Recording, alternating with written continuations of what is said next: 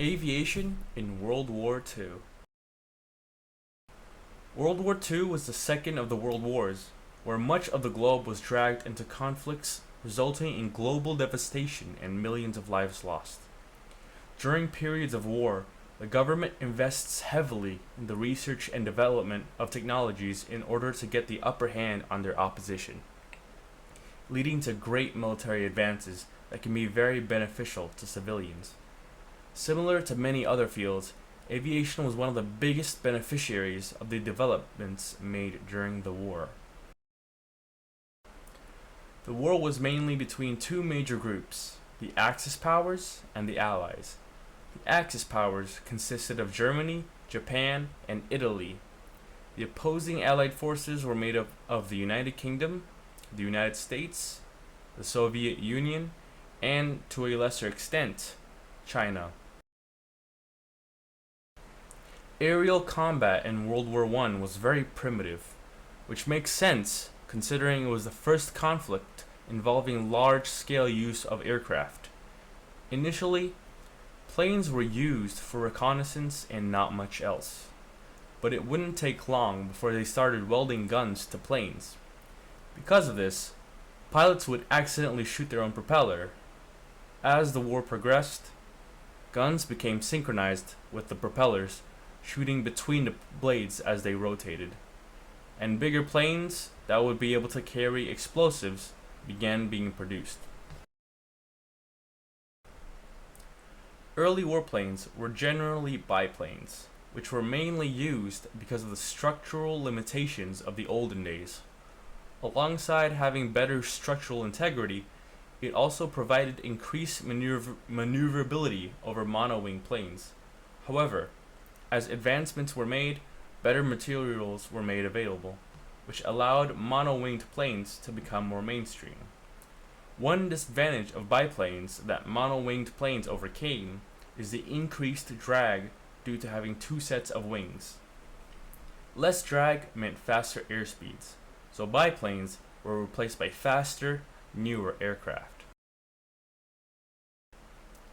As advancements in building materials and techniques were made, the power plants that provided the thrust only grew stronger. Different engine types offered different advantages. Radial and inline engines were not an uncommon sight during the genesis years of aerial combat. Around the First World War, airplanes had power plants producing over 200 brake horsepower. However, in the early years of the Second World War, a fighter equipped with power plants producing over 1,000 horsepower was a common sight. As more airplanes were developed during the Second World War, plane design only improved. Airplanes would be made with more durable materials, and newer planes would be made more and more efficient.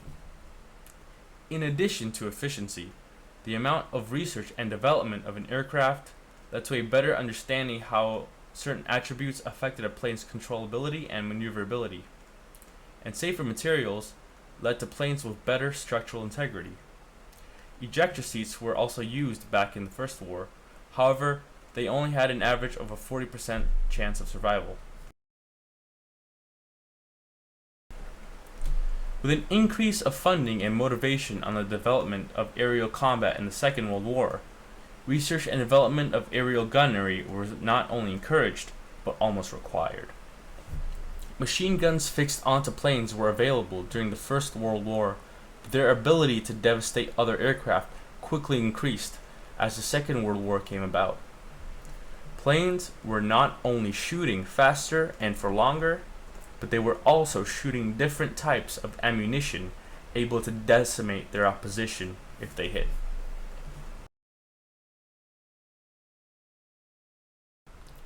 In the Second World War, bombings became a very viable strategy, as smaller fighters would be able to defend explosive-carrying bomber planes that were mounted with their own defense system on board. Bomber planes were also made with harder materials, requiring higher caliber ammunition to pierce the hardened metal these birds were made of.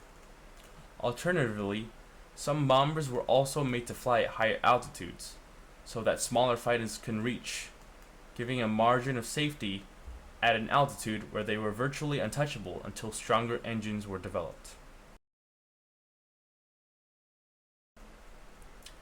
As the war progressed, new bomb-making techniques created bombs with immense payload, able to devastate entire cities, if not entire countries, with a single explosion. The most destructive bomb ever used in armed conflict was used in Hiroshima and Nagasaki by the Americans near the end of the Second World War.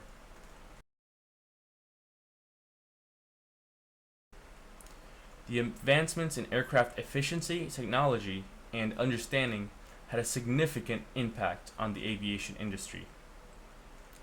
Aviation as a whole became more popular and developed into a commercial system of transporting goods and people over large distances quickly. In addition, aviation also became a popular activity for leisure and became a path for communities to bring attention to their part of the country, allowing for more money to be generated in their area. General aviation, as in aviation for the average citizen, became more commonplace, and the advantages of local airports became apparent.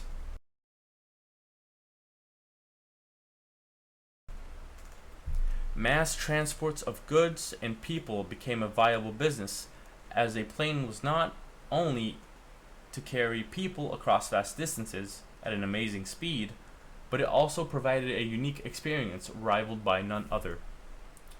Initially seen as a luxury transport, anyone able to take part in flight gained a status associated with wealth. But thanks to the many developments that were made during the war, the efficiency and safety allowed air travel to become affordable and boomed as a result.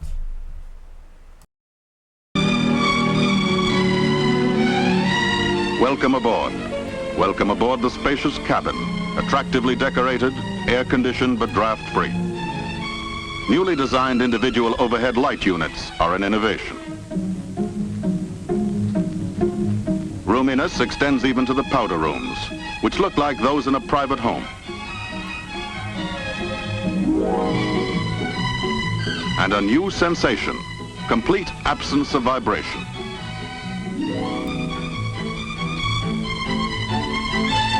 Near sonic speed, but inside one of the most stunning discoveries. There is no feeling of movement at all, no vibration, hardly any sound. A new concept in air transportation. The travail has been taken out of travel.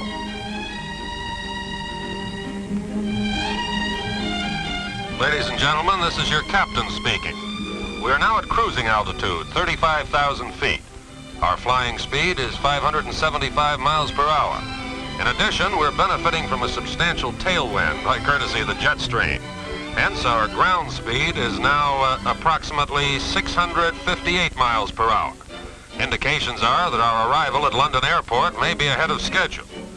I'll be speaking with you again from time to time. Thank you. This is the atmosphere on a jet clipper flight. Delicious food adds to the enjoyment. It's prepared in 4 simultaneously operating galleys where dishes can be cooked in 5-minute ovens.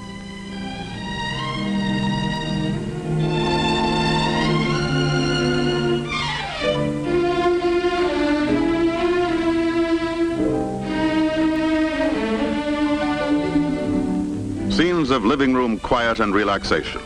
The mood enhanced by lighting that can be changed from the pale pink of dawn through all the variations to the dark blue of night.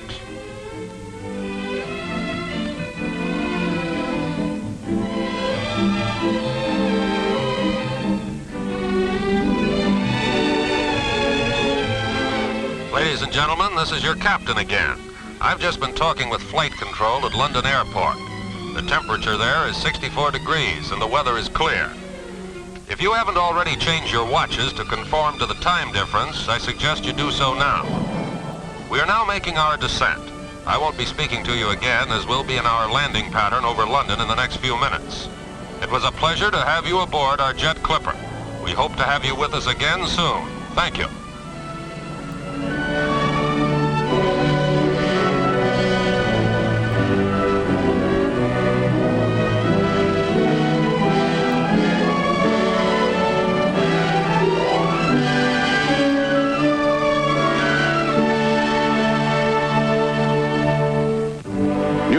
to London in the same time that it takes you to go and see a baseball doubleheader.